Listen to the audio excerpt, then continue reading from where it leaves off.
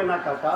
কারণ শুধু তোমার মমতা নয়, কারণ তোমার শুধু মমতা নয়, এ দেশের হাজার হাজার মেয়ে আজ ওই কোন প্রথার আগুনে জ্বলে পুড়ে ছাই হয়ে যাচ্ছে কাকা, জ্বলে পুড়ে ছাই হয়ে যাচ্ছে।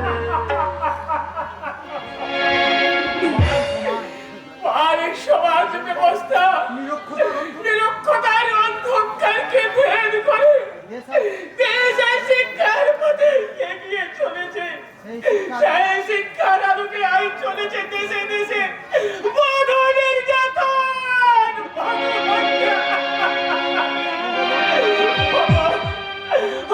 বর্তমান সমাজে প্রথা দুরন্তর তোমার ওই বধ নির্যাতনকারী গতি থামা।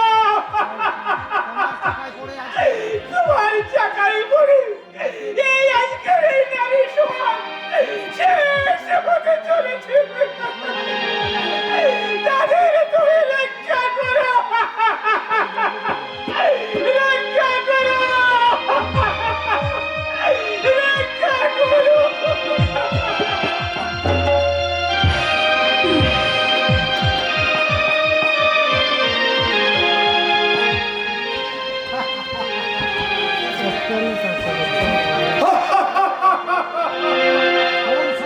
কোন শালা রক্ষা করবে?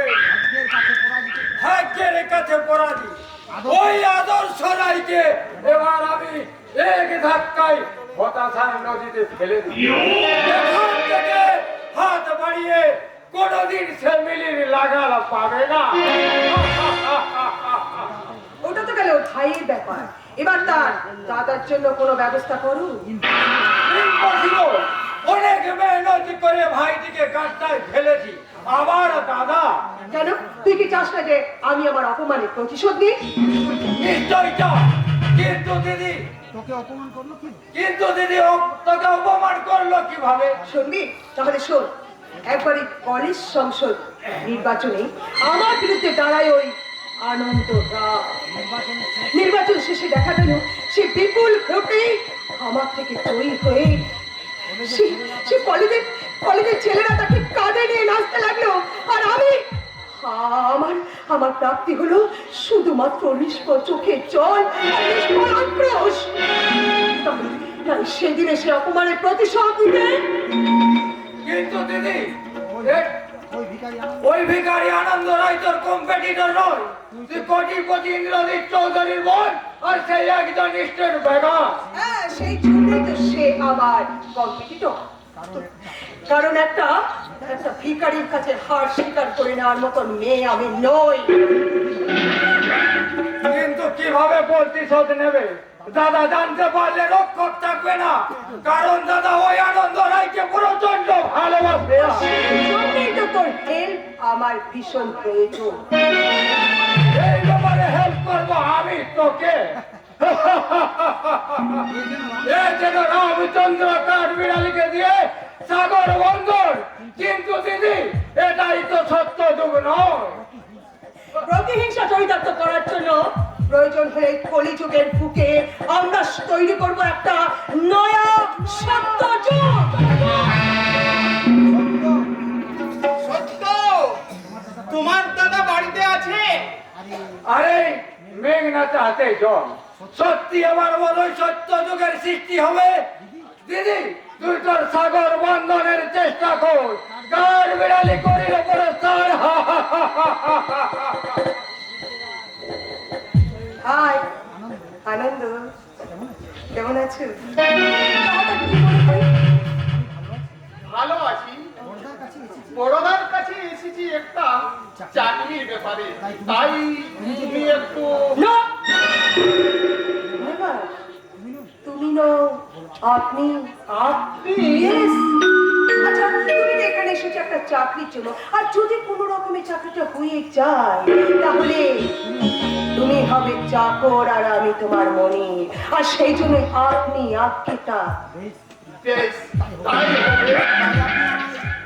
তাহলে আপনি আমার তাই আপনি আমার বড়দাকে একটু বড়দাকে একটু একটু দেখো, যতদূর আমি জানি আমাদের কোম্পানিতে কোনো ভ্যাকেন্সি নেই, তাই তোমার চাকরিটা সম্পূর্ণ নির্ভর করছে আমার ইচ্ছা অনিচ্ছার উপর।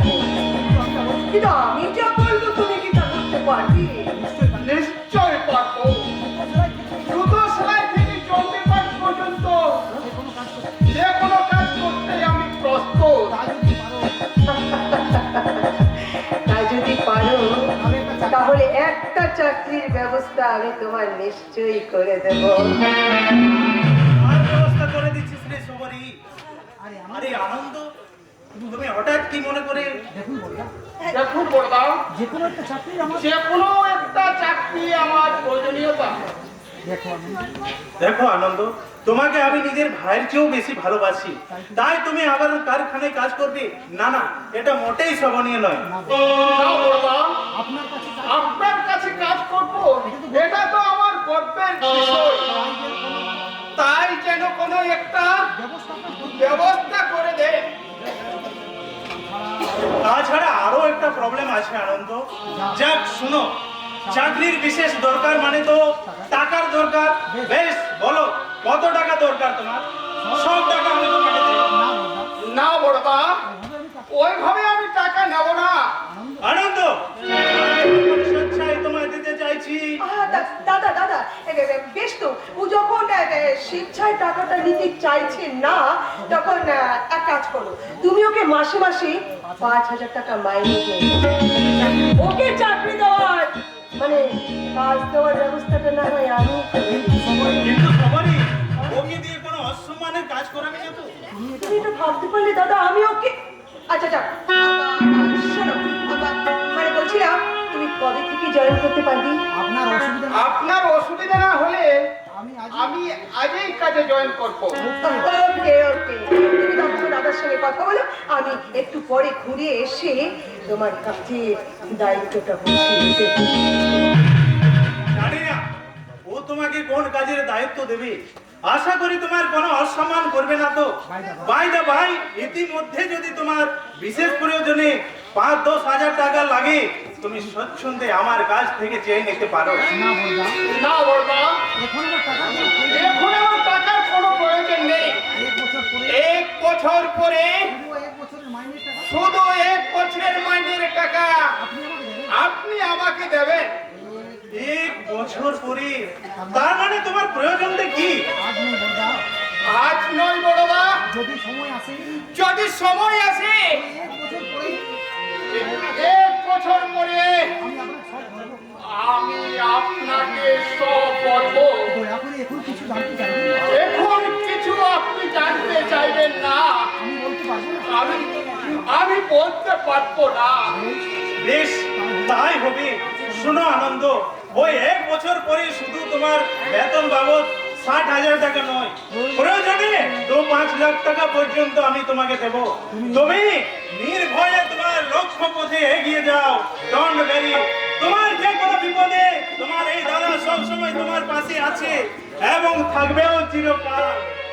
মাসিক 5,000 টাকা। মাসি